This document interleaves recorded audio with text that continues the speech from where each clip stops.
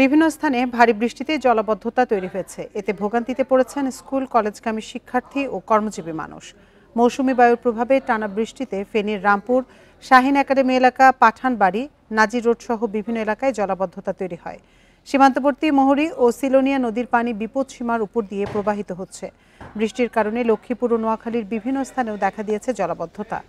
খাগড়াছড়ির মাইনী ও চেঙ্গি নদীর পানি বেড়ে নিচু এলাকা প্লাবিত হওয়ার শঙ্কা দেখা দিয়েছে। এছাড়াও পাহাড়ের পাদদেশে বসবাসকারীদের নিরাপদে সরে যেতে প্রচারণা চালাচ্ছে প্রশাসন। 2 দিন ধরে বৃষ্টিতে নাকাল বরিশালবাসী। জলাবদ্ধতা দেখা দিয়েছে বাগেরহাটের শরণখোলা, মোরেলগঞ্জ, মোংলা ও রামপালের নিচু এলাকায়।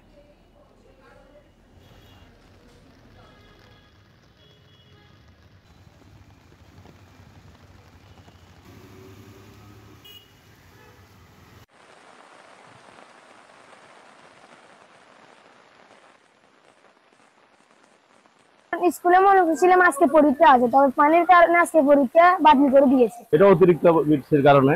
আর ড্রেন ট্রেন এগুলো তো কোনো পরিচ্ছন্ন করা হয় না, আসেও না কোনো সময়। এরা ঘর থেকে কেউ বার হতে পারছে না, আমরা সবার বিপদ ঢুকে আছি।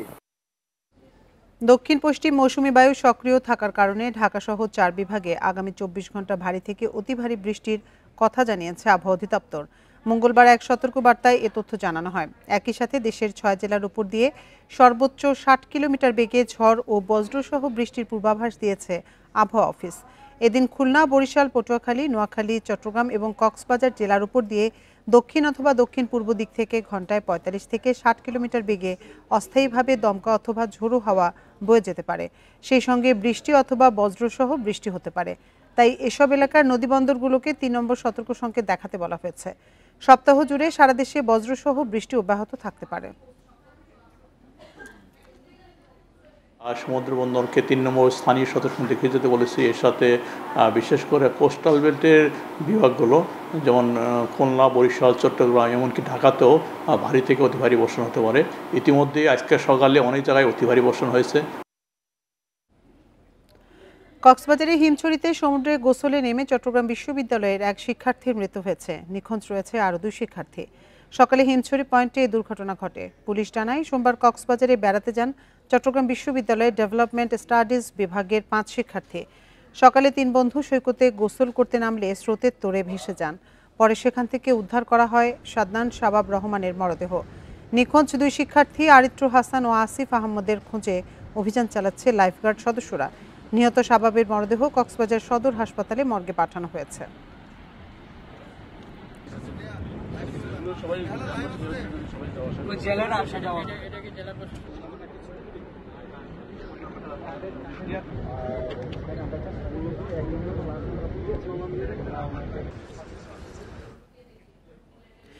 শুরুতেই যেমনটি জানিয়েছিলাম, টানা বৃষ্টিতে ফেনীতে জলাবদ্ধতা দেখা দিয়েছে। এর নিয়ে বিস্তারিত জানাতে আমাদের সাথে যোগ দিচ্ছেন আমাদের সহকর্মী সমীর উদ্দিন।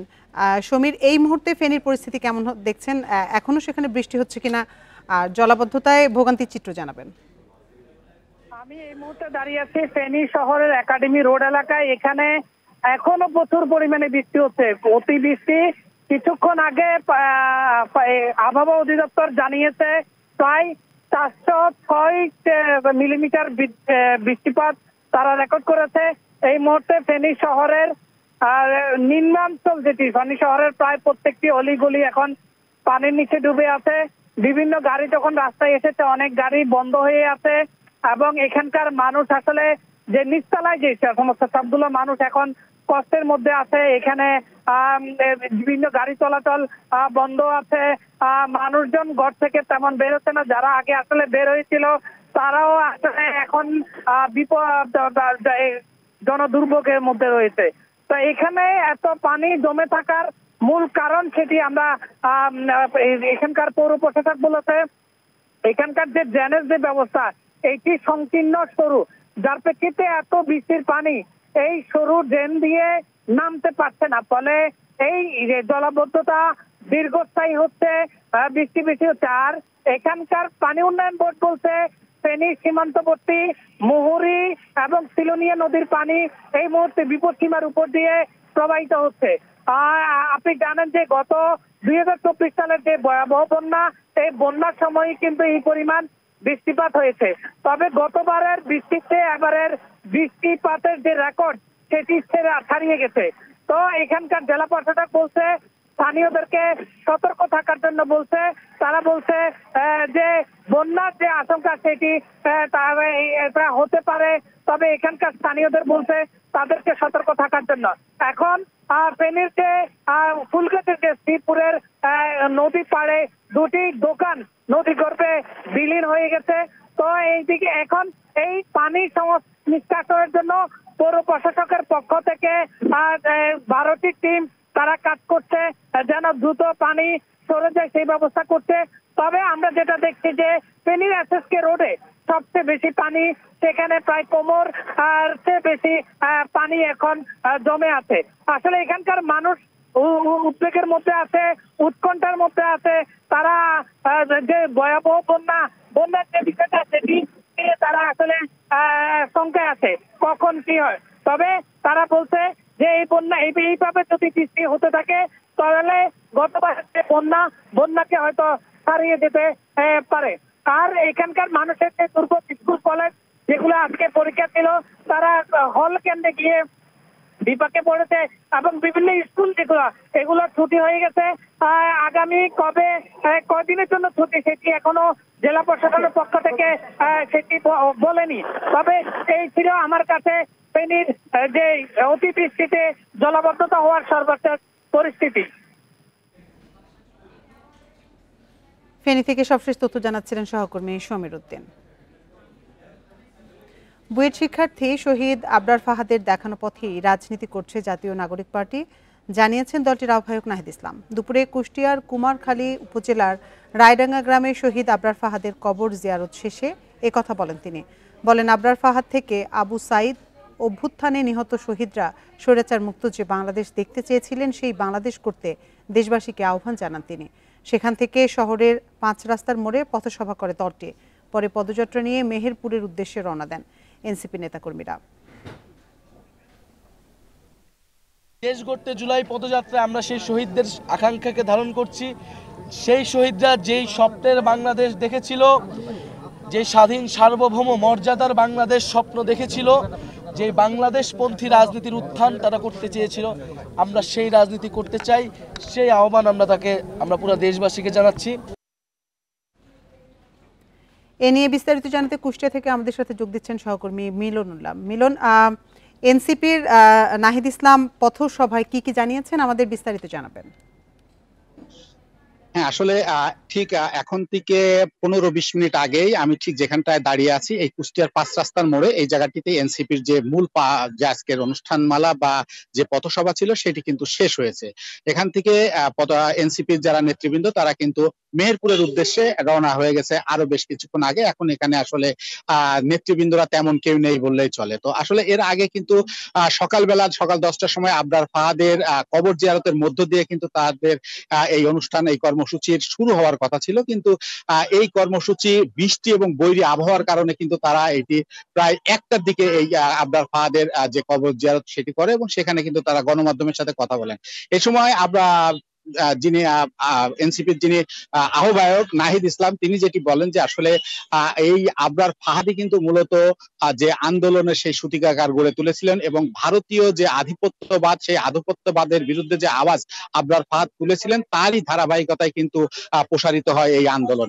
ঠিক একই কথাই কিন্তু এই কুষ্টিয়ার 5 রাস্তার মোড়েও তিনি উল্লেখ করেছেন এবং বলেছেন যে যারা এই আন্দোলনে শহীদ হয়েছেন তাদের কথা মাথায় রেখেই কিন্তু তারা এই রাজনীতিতে আসছেন এবং তাদের যে আধিপত্যবাদের বিরুদ্ধে তাদের যে লড়াই সেটা কিন্তু তারা চালিয়ে যাবেন। এবং তিনি কিন্তু একটি আলটিমেটামও দিয়েছেন যে আগামী দিনে যদি অন্য কোনো রাজনৈতিক দলও যদি এই আধিপত্যবাদের পক্ষে নিতে চায় তাহলে কিন্তু দেশ এবং জনগণকে নিয়ে কিন্তু তারা এর বিরুদ্ধে দাঁড়াবে। তো আসলে এই আজকে আমরা দেখেছি যে সকাল থেকে কিন্তু এই বৃষ্টি বৈরী আবহাওয়া অপেক্ষা করেও কিন্তু শত শত নেতা কর্মী এবং সাধারণ মানুষ কিন্তু এই এনসিপির এই পদযাত্রায় অংশগ্রহণ করার জন্য অপেক্ষা করেছে, কিন্তু সারাদিনই মুষলধারে বৃষ্টি হওয়ার কারণে কিন্তু এই পদযাত্রায় বেশ ব্যাঘাত ঘটেছে। তবে এই যে 5 রাস্তার মোড়ে যে পথসভা ছিল সেই পথসভাটা তারা কোনো রকম ক্ষিপ্ত করে বলা যায় যে মেহেরপুরের উদ্দেশ্যে তারা রওনা দিয়েছে এবং কালকে তারা মেহেরপুর এবং চুয়াডাঙ্গায় এই অবস্থান করবে বলে আমরা জানতে পেরেছি। এই ছিল আমার কাছে পদযাত্রা নিয়ে সর্বশেষ। কুষ্টিয়া থেকে সবশেষ তথ্য জানাচ্ছিলেন সহকর্মী মিলনুল্লাহ। চট্টগ্রাম কাস্টমস হাউসে ৩ ঘন্টা বন্ধ থাকার পর শুল্কায়ন কার্যক্রম শুরু হয়েছে। এসি বিস্ফোরণে আগুন লাগার পর সার্ভার জটিলতায় শুল্কায়ন কার্যক্রম ব্যাহত হয়। চট্টগ্রাম কাস্টমস হাউসের কর্মকর্তারা জানান দুপুর 12:30টার দিকে অ্যাসেসমেন্ট হাউসের এসি বিস্ফোরণ হয়। এ সময় আগুন ও ধোঁয়ায় আচ্ছন্ন হয়ে পড়ে পুরো কক্ষ। আতঙ্কে সব কর্মকর্তা বাইরে চলে যান। সে সময় ওই কক্ষটি বন্ধ রাখা হয়। পরে জটিলতা কাটিয়ে ওঠায় বিকেল 3:30টার দিকে স্বাভাবিক হয় শুল্কায়ন কার্যক্রম।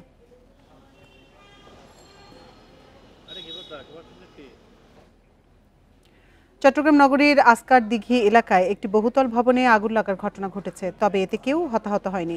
ফায়ার সার্ভিস জানায় দুপুরে ইউরেকা নামে ভবনটির 7ম তলায় আগুন লাগার খবর পান তারা। পরে 7টি ইউনিট 1 ঘন্টার চেষ্টায় আগুন নিয়ন্ত্রণে আনে। সে সময় ধোঁয়ায় আচ্ছন্ন হয়ে পড়ে পুরো ভবন। আগুন লাগার খবরে আতঙ্কে ভবনের ছাদে আশ্রয় নেন অনেক বাসিন্দা। পরে তাদের উদ্ধার করে ফায়ার সার্ভিসের সদস্যরা। প্রাথমিকভাবে শর্ট সার্কিট থেকে আগুনের সূত্রপাত হতে পারে বলে ধারণা করা হচ্ছে।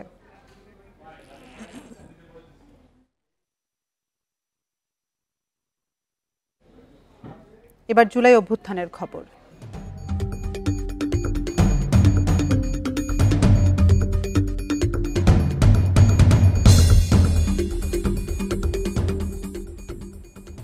জুলাই আন্দোলনে পরিবারের উপার্জনক্ষম সদস্যকে হারিয়ে অনিশ্চয়তায় চট্টগ্রামের অনেক শহীদ পরিবার।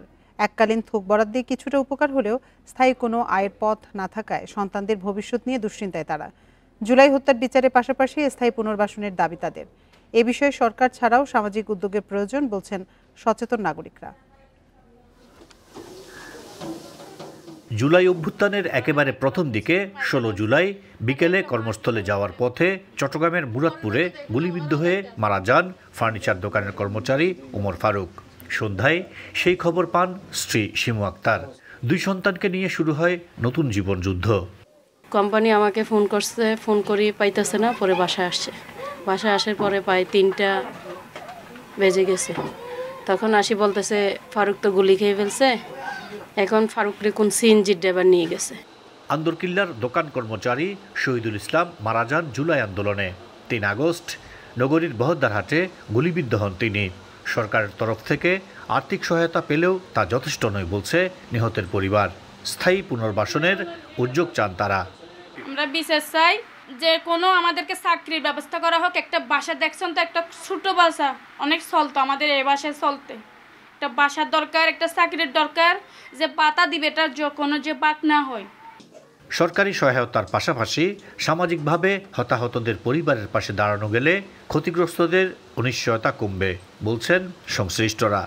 ব্যয়ের একটা বড় অংশ কিন্তু আবাসন ব্যয়, আর সেক্ষেত্রে যাদের সন্তান আছে তাদের সন্তানদেরকে আসলে স্কুলগুলোতে যদি ফ্রি করে দেয়া হয় সেক্ষেত্রে তাদের পড়াশোনাটা একটা নির্বিঘ্নে হতে পারে এবং তাদের পরিবারের কাউকে চাকরি দেয়া।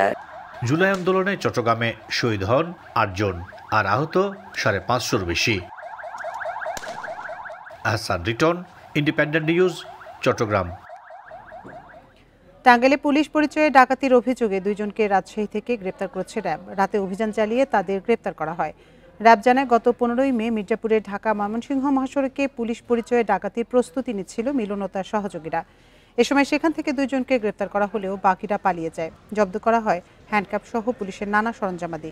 এ ঘটনায় মামলা করে পুলিশ। প্রাথমিক জিজ্ঞাসাবাদে গ্রেপ্তারকৃতরা জানিয়েছে দীর্ঘদিন ধরে পুলিশের সদস্য পরিচয়ে মহাসড়ক সহ বিভিন্ন এলাকায় ডাকাতি করে আসছিল তারা।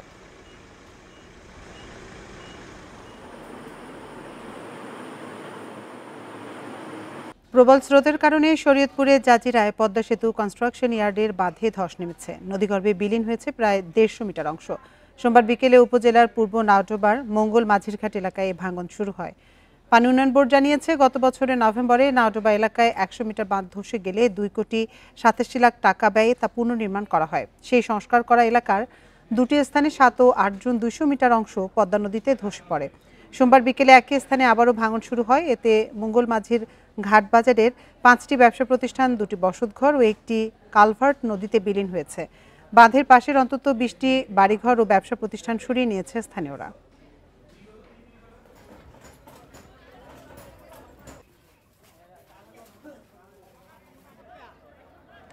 দোকানপাট নদী গর্ভে চলে গেছে অলরেডি 3-4টা, আর 10-15টা ঘরের মতো আছে যারা ভেঙে চিরা নিয়ে গেছে। মাল সামান সব নদীতে নিয়ে যেতেছে। একটা মানুষ আমরা পরিস্থিতি কিভাবে বাঁচবো? বর্তমানও ভাঙন অব্যাহত আছে, প্রায় 20-30টা বাড়ি প্রস্তুতি নিতেছে, সবাই মাল সামানা সরিয়ে দূরে নিয়ে যেতেছে। বগুড়ায় ট্রেনে কাটা পড়ে কলেজ শিক্ষার্থী মৃত্যুর ঘটনায় মানববন্ধন করেছেন সহপাঠী সহ অন্য শিক্ষার্থীরা। সকালে সরকারি আজিজুল হক কলেজের গেটের সামনে মানববন্ধন করেন তারা। এ সময় বক্তারা বলেন, অরক্ষিত রেলগেটে প্রায়ই দুর্ঘটনার শিকার হচ্ছেন শিক্ষার্থী সহ সাধারণ মানুষ। দ্রুত শিক্ষার্থীদের নিরাপত্তায় জনবহুল রেললাইন ক্রসিংয়ে সতর্কতামূলক চিহ্ন ও সিগন্যালের ব্যবস্থা নেওয়ার দাবি জানান তারা। পরে রেলওয়ে সহকারী প্রকৌশলীর কার্যালয়ে স্মারকলিপি দেওয়া হয়। রোববার ওয়াবদা এলাকায় অরক্ষিত রেলগেট পার হওয়ার সময় ট্রেনে কাটা পড়েন হিসাব বিজ্ঞান বিভাগের 3য় বর্ষের ছাত্র রাকিব হোসেন।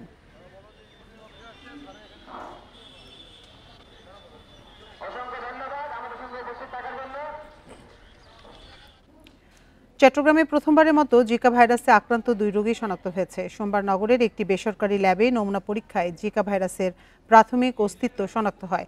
এক পুরুষ ও এক নারীর শরীরে মশাবাহিত ভাইরাসটির উপস্থিতি পাওয়া গেছে বলে জানিয়েছে স্বাস্থ্য বিভাগ। সিভিল সার্জন কার্যালয় সূত্রে জানা যায়, আক্রান্তরা জ্বর, শরীরের ব্যথা ও হাত পা ফুলে যাওয়ার মতো সমস্যায় ভুগছিলেন। পরে রক্ত পরীক্ষার পর তাদের শরীরে জিকা ভাইরাসের অস্তিত্ব পাওয়া যায়। তবে নিশ্চিতভাবে ভাইরাসটি শনাক্তের নমুনা ঢাকায় আইইডিসিআরে পাঠানোর কথা জানিয়েছে স্বাস্থ্য বিভাগ।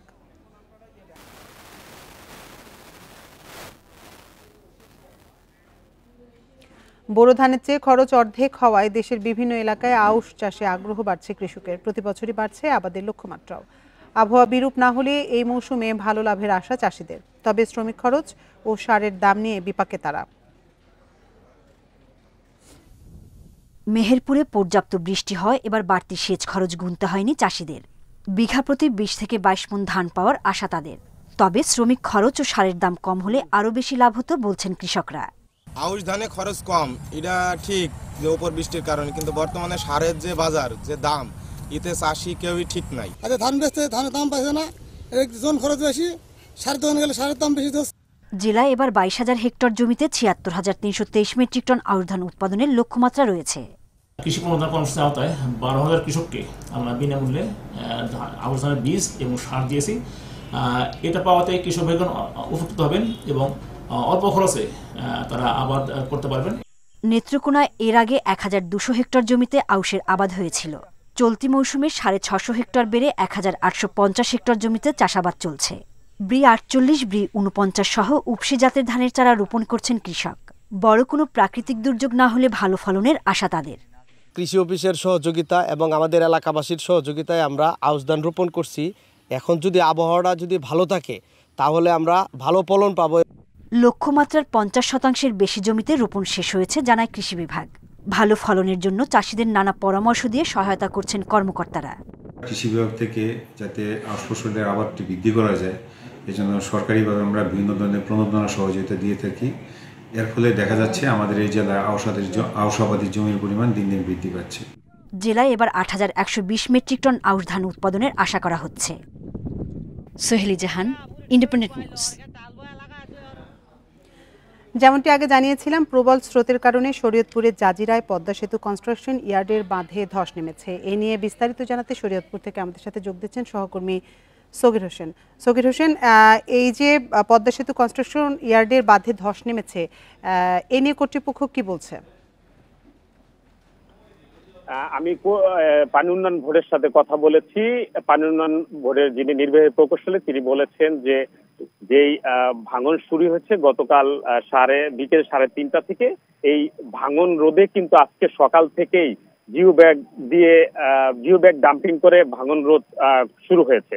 তারা যেটা জানিয়েছে যে আপাতত জিও ব্যাগ ফেলে ভাঙন রোধ করবে, পরবর্তীতে যখন খরা মৌসুম আসবে তখন আবার সেই বাঁধের কাজ শুরু হবে। আমরা পানি উন্নয়ন বোর্ড থেকে যতটুকু জেনেছি যে পদ্মা সেতুর পূর্ব পাশ থেকে একদম পূর্ব নাওডোবা 0 পয়েন্ট পর্যন্ত কিন্তু 2 কিলোমিটার একটা বাঁধ নির্মাণ করে, যে বাঁধের নাম রাখা হয় পদ্মা সেতু কনস্ট্রাকশন ইয়ার্ড রক্ষা বাঁধ। সেই বাঁধটি কিন্তু গত বছরের নভেম্বরে কিন্তু 100 মিটার ধসে যায়। পাশাপাশি কিন্তু গত মাসেও কিন্তু 200 মিটার ধসে যায়। পাশাপাশি কিন্তু গতকাল বিকেল 3টা থেকে আবার ভাঙন শুরু হয়। এই ভাঙনে আমরা উপজেলা প্রশাসন থেকে যতটুকু জেনেছি যে 10টি বসতঘর নদী গর্ভে তলিয়ে যায়, পাশাপাশি 9টি ব্যবসা প্রতিষ্ঠান কিন্তু নদী গর্ভে তলিয়ে গেছে। আপনারা দেখছেন যে জিও ব্যাগের কাজ চলছে, পাশাপাশি জিও ব্যাগ ডাম্পিং করা হচ্ছে।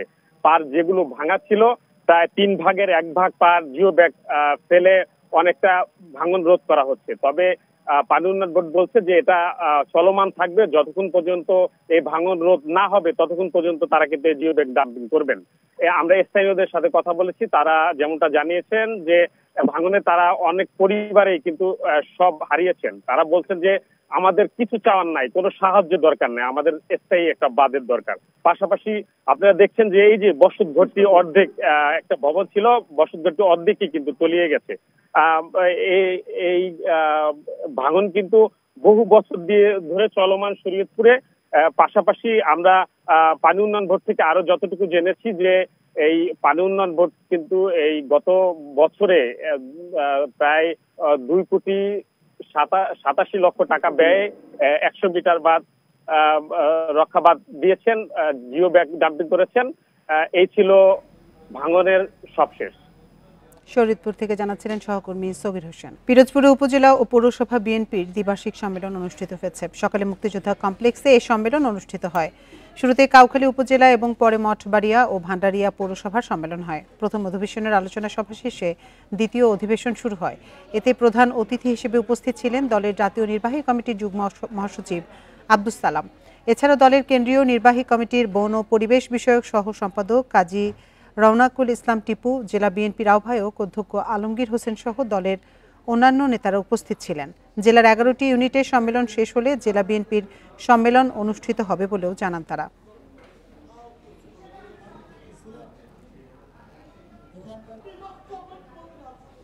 দীর্ঘ 23 বছর শিকলবন্দি জীবনযাপন করছেন শেরপুরের ঝিনাইগাতি উপজেলার শেফালি খাতুন নাসরিন।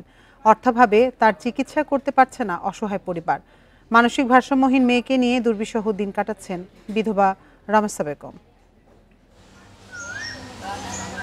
শিকলবন্দি শেফালি খাতুন নাসরিনকে নিয়ে এভাবেই প্রতিদিন কাজে যেতে হয় মা রমেসা বেগমকে। পরের বাড়িতে কাজ করার সময় গাছে বেঁধে রাখা হয় তাকে। কাজ শেষে আবার একইভাবে নিয়ে আসা হয় বাড়িতে। 7 বছর বয়সে টাইফয়েডে আক্রান্ত হয়ে মানসিক ভারসাম্য হারিয়ে ফেলেন নাসরিন। এরপর 23 বছর ধরে শিকলবন্দি জীবন তার। পাবনায় মানসিক হাসপাতালে চিকিৎসার জন্য ভর্তি করা হলেও অর্থাভাবে তা শেষ করা যায়নি। 2.5 বছর আগে মারা যান পরিবারের একমাত্র উপার্জনকারী বাবা সোহরাব হোসেন। এরপর নাসরিনকে নিয়ে চরম অসহায় হয়ে পড়েছেন তার মা। আমার বাপ মারার পর আমি আর পেটের খাদ্য জোড়াইতে পারি না, আর ওষুধপাতি খাওয়া পাই না। আমি বড় অসহায় মধ্যে আছি, মানে চিকতে ঢুকার পারে এই কষ্ট মষ্ট করে আসছি। নাসরিনের চিকিৎসায় সরকার ও বিত্তবানদের এগিয়ে আসার আহ্বান স্থানীয়দের। সাহায্য সহযোগিতা ওইরকম করার মতো কেউ করে না, দেহার মধ্যে দেখে না। এখন আমরাও গরিব মানুষ, আমরাও দিন কামাই করে দিন খাই। সরকারের সেটি আবেদন তার জন্য চিকিৎসা করার জন্য কিছু টাকা পয়সা তার জন্য বলতে করে। সব ধরনের সহযোগিতার আশ্বাস দিয়েছেন উপজেলা নির্বাহী কর্মকর্তা। এছাড়া বিত্তবানদেরও এগিয়ে আসার আহ্বান জানান তিনি। স্থানীয় যে ইউনিয়ন পরিষদ চেয়ারম্যান রয়েছে তাকে নির্দেশনা দেওয়া হয়েছে যে বিভিন্ন ভাতার আওতায় তাকে আনার জন্য। পাশাপাশি আমাদের বিডব্লিউবি থেকে তাই ওই মেয়ের মাকে সহযোগিতা করার জন্য এবং অন্যান্য যে সকল সরকারি সুযোগ সুবিধা রয়েছে সেগুলো আমরা ওই পরিবারকে দেওয়ার চেষ্টা করব। নাসরিনের অনিশ্চিত ভবিষ্যৎ নিয়ে দুশ্চিন্তায় দিন কাটছে মা রমেসা বেগমের। Independent news. হবিগঞ্জের বাহুবলে চালককে হত্যা করে ইজি বাইক ছিনতাইয়ের ঘটনা ঘটেছে। সকালে উপজেলার মানব কল্যাণ উচ্চ বিদ্যালয়ের পাশ থেকে তার মরদেহ উদ্ধার করা হয়েছে। নিহত আবুল কাশেম লামাতাসি গ্রামের বাসিন্দা। পুলিশ জানায়, স্থানীয়দের দেয়া খবরে ঘটনাস্থল থেকে মরদেহ উদ্ধার করে সদর হাসপাতালে পাঠানো হয়েছে।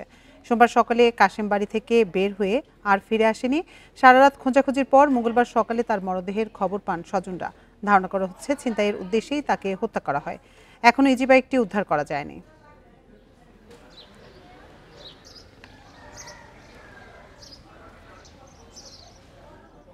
প্রতিবন্ধী বিদ্যালয় এমপিওভুক্ত করার দাবিতে নেত্রকোনায় মানববন্ধন স্মারকলিপি কর্মসূচি পালিত হয়েছে। দুপুরে বাংলাদেশ প্রতিবন্ধী বিদ্যালয় সমন্বয় পরিষদের আয়োজনে জেলা প্রেস ক্লাবের সামনে এই কর্মসূচি পালিত হয়। পরে জেলা প্রশাসক বরাবর একটি স্মারকলিপি প্রদান করা হয়। এ সময় বক্তব্য রাখেন প্রতিবন্ধী বিদ্যালয় সমন্বয় পরিষদের কেন্দ্রীয় কমিটির সাংগঠনিক সম্পাদক এন.এ. সালাম, জেলা কমিটির সভাপতি দীপক চন্দ্র, বিশ্ব শর্মা, গোলাম মোস্তফা সহ আরও অনেকেই। মানববন্ধনে জেলার ২৬টি প্রতিবন্ধী বিদ্যালয়ের শিক্ষকরা অংশগ্রহণ করেন।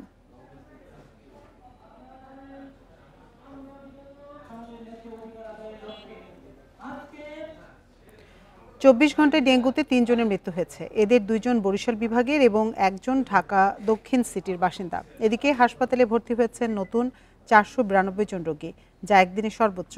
সোমবার স্বাস্থ্য অধিদপ্তরের হেলথ ইমার্জেন্সি অপারেশন সেন্টার ও কন্ট্রোল রুম থেকে পাঠানো প্রেস বিজ্ঞপ্তিতে এ তথ্য জানানো হয়। ২৪ ঘন্টায় সারা দেশে ৪১১ জন ডেঙ্গু রোগী হাসপাতাল থেকে ছাড়পত্র পেয়েছেন। চলতি বছর মোট ১১,৪০৯ জন ছাড়পত্র পেয়েছেন। এবছর ডেঙ্গুতে মৃত্যু হয়েছে ৪৮ জনের। এ পর্যন্ত ডেঙ্গু আক্রান্ত হয়েছেন ১২,৭৬৩ জন। এর মধ্যে ৬৬% পুরুষ ও ৩৪% নারী।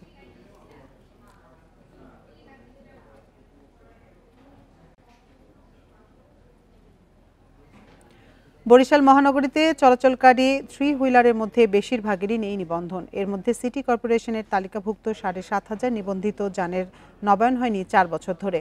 সিটি কর্পোরেশন বলছে, জনবলের অভাবে এসব কার্যক্রম স্বাভাবিক রাখা যাচ্ছে না। ৬৮ বর্গ কিলোমিটার আয়তনের বরিশাল সিটি কর্পোরেশন এলাকায় চলে প্রায় ২৫,০০০ থ্রি হুইলার। এর মধ্যে পুলিশ ও বিআরটিআই নিবন্ধিত ৫,০০০ আর সিটি কর্পোরেশনের তালিকাভুক্ত ৭,৬২০টি। সিটি কর্পোরেশনের তালিকাভুক্ত সিএনজি অটোরিকশার লাইসেন্স নবায়ন হয়নি 4 বছর। এতে বকেয়া পড়েছে 10 কোটি টাকা। পর্যাপ্ত জনবলের অভাবে বকেয়া আদায় ও অবৈধ যানবাহনের বিরুদ্ধে ব্যবস্থা নেওয়া যাচ্ছে না বলছেন কর্মকর্তারা। যে ম্যাজিস্ট্রেট পাওয়ার দরকার, ম্যাজিস্ট্রেট স্যার আমাদের নাই। এই পদটা আমাদের শূন্য বিধায় আমরা রাস্তায় সেরকম সুফল বয়ে আনতে পারছি না। পাশাপাশি 8-10টা স্পটে যে স্পটগুলো নিয়ন্ত্রণ করতে পারলে অবৈধ গাড়িগুলো নিয়ন্ত্রণ করা যাবে, সেই জনবল এবং ম্যাজিস্ট্রেট আমাদের নাই। লাইসেন্স থাকলেও ভোগান্তির কারণে নবায়নে আগ্রহ নেই চালকদের। যদি নবায়ন করে তারপরও পুলিশে ধরে, মামলা দেয়, এই জন্য হয়তো অনেকে করে না। নবায়ন করে আমাদের লাভ কি বলেন? আমাদের সবার ড্রাইভারের একই প্রশ্ন যে আমাদের নবায়ন করলেও আমাদের পুলিশে ধরে আর না করলেও ধরে, তাহলে আমরা নবায়ন কেন করব? সিটি কর্পোরেশন বলছে, অভিযান জোরদার করা গেলে লাইসেন্স নবায়নের প্রবণতা বাড়বে। আর পুলিশ বলছে, নিয়মিত অভিযান চলছে। ট্রাফিক বিভাগ যে আছে, ট্রাফিক পুলিশের যে ডিসি আছে, তার সাথে আমরা কথা বলেছি যে এই বিষয়গুলো ধরার জন্য। তারাও ধরছে, মানে তারা তাদের সাথে কথা কয়, তারা প্রতিনিয়ত ধরছে, কিন্তু ধরার পরিমাণ হয়তো আরও একটু বাড়াতে হবে। এখন যেভাবে বাড়ছে এতে অবৈধগুলো প্রচুর পরিমাণে চলাচল করছে। সিএনজিগুলো যেগুলো সবুজ সিএনজি যেগুলো আগে নেওয়া ছিল, সেগুলো আমরা কিন্তু জরিমানা করছি, এবং জরিমানা বেশি হয়ে গেলে তখন তারা আবার কিন্তু একটা ওই যে প্রতিবন্ধকতা সৃষ্টি করে। গত মাসে অভিযান চালিয়ে অবৈধ যানবাহন থেকে ১ লাখ টাকা জরিমানা আদায় করেছে পুলিশ। Independent news. সিলেটে 7 ঘণ্টা পর পরিবহন ধর্মঘট প্রত্যাহার করেছে জেলা সড়ক পরিবহন মালিক শ্রমিক ঐক্য পরিষদ। সকাল 6টা থেকে শুরু হওয়া ধর্মঘট দুপুর 1টায় প্রত্যাহার করেন তারা। ধর্মঘটের কারণে সকাল থেকেই কেন্দ্রীয় টার্মিনাল থেকে কোনো দূরপাল্লার বাস ছেড়ে যায়নি। এতে দুর্ভোগে পড়েন যাত্রীরা। মালিক শ্রমিক ঐক্য পরিষদের নেতারা জানান, ডিসিকে প্রত্যাহার, দীর্ঘদিন বন্ধ থাকা সিলেটের পাথর কুয়ারি খুলে দেওয়া সহ 6 দফা দাবিতে ধর্মঘট শুরু করেন তারা। এদিকে ধর্মঘটের প্রভাব দেখা যায়নি শহরে। অভ্যন্তরীণ সড়কে যান চলাচল স্বাভাবিক ছিল।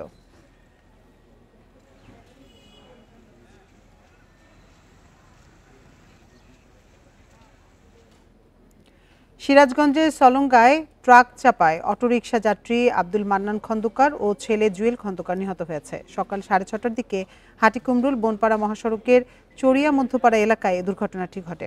পুলিশ জানায়, সকালে থানার পুরান এলাকা থেকে ব্যাটারি চালিত অটোরিকশায় করে অসুস্থ বাবাকে নিয়ে 2 ছেলে খাজা ইউনুস আলী মেডিকেল কলেজ হাসপাতালে যাচ্ছিলেন। পথে চড়িয়া মধ্যপাড়া এলাকায় নূরজাহান হোটেলের সামনে পৌঁছালে একটি ট্রাক অটোরিকশাটিকে চাপা দেয়। এতে ঘটনাস্থলেই নিহত হন অটোরিকশার যাত্রী আব্দুল মান্নান খন্দকার ও তার ছেলে জুয়েল খন্দকার। এ ঘটনায় আহত হন বড় ছেলে রাসেল খন্দকার। পরে স্থানীয়রা তাকে উদ্ধার করে হাসপাতালে পাঠায়। এই ঘটনায় ট্রাকটি জব্দ করা হলেও পালিয়েছে চালক ও তার সহকারী। এদিকে গাজীপুরের শ্রীপুরে পিকআপ চাপায় শিল্পী আক্তার নামে এক নারী পোশাক শ্রমিক নিহত হয়েছে। সকাল 6:15টার দিকে এমসি বাজার এলাকায় এ দুর্ঘটনা ঘটে।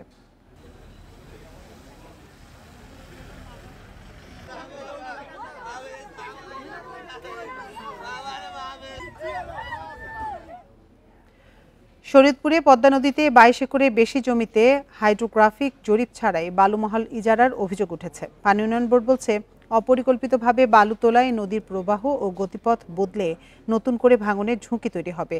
আর জেলা প্রশাসকের দাবি, সবার মতামত নিয়ে বালুমহাল ঘোষণার প্রক্রিয়া চলছে। শরীয়তপুরের পদ্মা নদীর ভাঙনে গত 10 বছরে ঘরবাড়ি হারিয়েছে অন্তত 20,000 পরিবার, নিঃস্ব হয়েছেন নদীর তীরের বহু মানুষ। এবার বালুমহল ইস্যু নিয়ে নতুন শঙ্কায় তারা। সম্প্রতি পদ্মা নদীর 77 নম্বর কাছিকাটা মৌজার 22.63 একর জমি বালুমহল ঘোষণার প্রক্রিয়া শুরু করে জেলা প্রশাসন। ইজারা দরপত্র বিজ্ঞপ্তি প্রকাশ ও বিভাগীয় কমিশনারের কাছে অনুমতির চিঠিও পাঠানো হয়েছে, যার বিরোধিতায় নদীর তীরের বাসিন্দারা। যদি বালু কাটার অনুমতি সরকার দেয় তাহলে আমাদের জমি জামা সবকিছু ভেঙে যাবে। নদী ভাঙনের শিকার হয়ে যাচ্ছে প্রতি বছর। সেক্ষেত্রে যদি এই বালুমহলকে ইজারা দেওয়া হয় তাহলে শরীয়তপুরবাসীর এই নদীর পাড়ে যাদের বসবাস তারা গৃহহীন হয়ে যাবে। হাইড্রোগ্রাফিক জরিপ শেষ করে নদীর গতিপথ ও স্রোত নিরূপণের পর এই বিষয়ে সিদ্ধান্তের পরামর্শ পানি উন্নয়ন বোর্ডের। আর জেলা প্রশাসন বলছেন, সবার মতামত নিয়ে বালুমহল ঘোষণার প্রক্রিয়া চলছে। হাইড্রোগ্রাফিক সার্ভে, এই সার্ভে করার পরেই মূলত হচ্ছে অ্যাকচুয়াল অবস্থাটা ভালোভাবে বোঝা যাবে যে এটা চরটা অপসারণ করলে তীরের প্রতি কী ধরনের নেগেটিভ আর পজিটিভ কোন ধরনের ইম্প্যাক্ট পড়তে পারে। বিজ্ঞপ্তি নোটিশ বোর্ডে দেই, তারপর হচ্ছে আপনার জেলা প্রশাসকের যে সরকারি ওয়েবসাইট, তারপর ইউনোসাবদের যে যাদের সরকারি ওয়েবসাইট, এইসব জায়গায় দেওয়া হয়েছিল আর কি। এদিকে সেতু উপদেষ্টা জানান, গত 10 বছরের পানি প্রবাহ ও নদীর স্রোত পর্যালোচনা করে বালুমহল ইজারা হবে। গত 10 বছরের গতিপ্রবাহ, পানির গতিপ্রবাহ দেখবেন, নদীর স্রোতে অ্যানালাইজ করবেন, অ্যানালাইজ করে তার একটা সমাধান দেবে, তারপরে সেটার ভিত্তিতে আমরা কাজ করব। ভাঙন ঠেকাতে গত 5 বছরে শরীয়তপুরে প্রায় 4,000 কোটি টাকা ব্যয়ে একাধিক বাঁধ নির্মাণ করা হয়েছে। Independent news. চাকরিতে 14তম গ্রেড ও টেকনিক্যাল পদমর্যাদা দেওয়া সহ 6 দফা দাবিতে অবস্থান কর্মসূচি পালন করেছেন স্বাস্থ্য সহকারীরা। সকালে চট্টগ্রাম জেলা সিভিল সার্জন কার্যালয়ের সামনে অবস্থান নেয় 14 উপজেলা থেকে আসা স্বাস্থ্য সহকারীরা। অনেকদিন ধরে দাবি আদায়ে নানা কর্মসূচি পালন করে আসছেন তারা। আগামী 1 সেপ্টেম্বরের মধ্যে দাবি আদায় না হলে আরও বড় আন্দোলনের হুঁশিয়ারি দেন তারা। একই দাবিতে খুলনায় স্বাস্থ্য সহকারীরা অবস্থান কর্মসূচি পালন করে। 6 দফা দাবি মেনে নেওয়ার জন্য মন্ত্রণালয়ের প্রতি আবেদন জানান তারা। এছাড়া বরিশালেও একই দাবিতে কর্মসূচি পালন করা হয়। দাবি মানা না পর্যন্ত আন্দোলন চালিয়ে যাওয়ার হুঁশিয়ারি দেন তারা। জামালপুরে বাংলাদেশ হেলথ অ্যাসিস্ট্যান্ট অ্যাসোসিয়েশনের ব্যানারে এই কর্মসূচিতে 7 উপজেলার শতাধিক স্বাস্থ্য সহকারী অংশ নেন। একই দাবিতে রাজবাড়ী, নোয়াখালী, ঝিনাইদহ, চাঁপাইনবাবগঞ্জ ও খাগড়াছড়িতে অবস্থান কর্মসূচি পালন করে স্বাস্থ্য সহকারীরা। ইন সার্ভিস প্রশিক্ষণের মাধ্যমে তাদেরকে দাবি হচ্ছে যে 11তম গ্রেডে উন্নীত করতে হবে। 64টা জেলার স্বাস্থ্য প্রায় 26,000 স্বাস্থ্য সহকারীরা রাজপথে আছেন, ইনশাআল্লাহ থাকবে দাবি আদায় না হওয়ার আগ পর্যন্ত। চট্টগ্রামে ভরা মৌসুমে চালের বাজারে দামের কারসাজি রোধে অভিযান চালিয়েছে ভোক্তা অধিকার সংরক্ষণ অধিদপ্তর। দুপুরে নগরীর পাহাড়তলী চাউলের বাজারে অভিযান চালান তারা। এ সময় বিভিন্ন নামিদামি ব্র্যান্ডের বস্তা নকল করে নিম্নমানের চাল বিক্রির কারসাজি ধরা পড়ে অভিযানে। শত শত খালি বস্তা জব্দ করা হয় বাজারে চৌধুরী ট্রেডার্স নামে একটি আড়ত থেকে। বাড়তি মুনাফা করতেই এমন কারসাজি করে আসছেন বলে ভোক্তা অধিদপ্তরের কর্মকর্তাদের কাছে স্বীকার করেন আড়ত মালিক। ক্রেতাদের সাথে প্রতারণা ও বস্তা নকল করার দায়ে প্রতিষ্ঠানটিকে 1 লাখ টাকা জরিমানা করা হয়। ভোক্তা অধিকার সংরক্ষণ অধিদপ্তরের উপপরিচালক ফয়েজুল্লাহ জানান, দীর্ঘদিন ধরেই এমন কারসাজি করে আসছে প্রতিষ্ঠানটি। সতর্কতা হিসেবে এ জরিমানা করা হয়।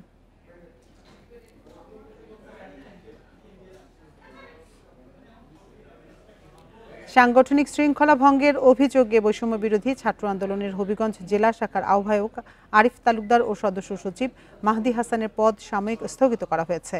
সোমবার সংগঠনের সাংগঠনিক সম্পাদক মইনুল ইসলাম স্বাক্ষরিত এক নোটিশে এই সিদ্ধান্ত জানানো হয়। নোটিশে বলা হয়, প্রাথমিক তদন্তে আরিফ ও মাহদির সংগঠনের শৃঙ্খলা পরিপন্থী কর্মকাণ্ডে জড়িত থাকার প্রমাণ পাওয়া গেছে, তাই তাদের সাংগঠনিক পদ সাময়িকভাবে স্থগিত করা হয়েছে।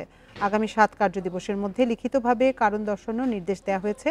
নির্ধারিত সময়ের মধ্যে কারণ দর্শানো না হলে হবিগঞ্জ জেলা শাখার সকল সাংগঠনিক কার্যক্রম সাময়িকভাবে স্থগিত থাকবে বলেও নোটিশে উল্লেখ করা হয়।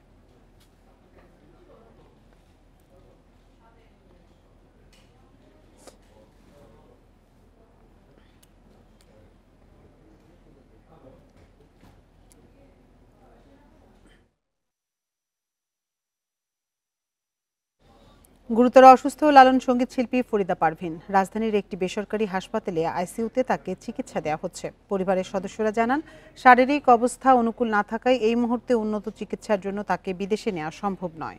বার্ধক্যজনিত নানা জটিলতার পাশাপাশি ফুসফুস আর কিডনিজনিত সমস্যাও বেড়েছে শিল্পী ফরিদা পারভিনের। এদিকে শিল্পীর চিকিৎসার জন্য আর্থিক সহায়তা প্রয়োজন এমন গুজব রটানোয় বিব্রত পরিবার। এমন তথ্য ভিত্তিহীন জানিয়ে তারা বলছেন, চিকিৎসায় সরকারের আর্থিক সহযোগিতার প্রস্তাবও গ্রহণ করেনি তারা। সবার কাছে শিল্পীর সুস্থতার জন্য শুভকামনাও প্রত্যাশা করেন তারা। 70 বছর বয়সী ফরিদা পারভিন 1987 সালে সঙ্গীতাঙ্গনে বিশেষ অবদানের জন্য অর্জন করেন 21 পদক। 2008-এ পান জাপান সরকারের ফুকুওয়াকা এশিয়ান কালচার পুরস্কার।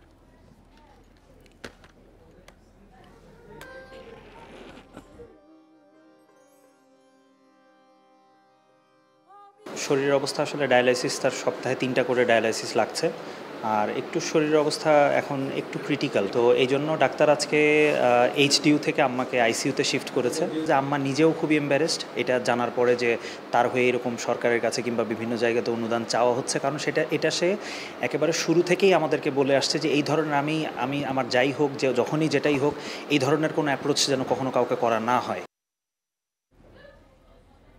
আর এই ছিল সমগ্র বাংলাদেশের আজকের আয়োজন। ইন্ডিপেন্ডেন্ট টেলিভিশনে সব খবরে বিস্তারিত জানতে চোখ রাখুন ফেসবুক, ইউটিউব এবং এক্সে। এতক্ষণ সাথে থাকার জন্য ধন্যবাদ সবাইকে।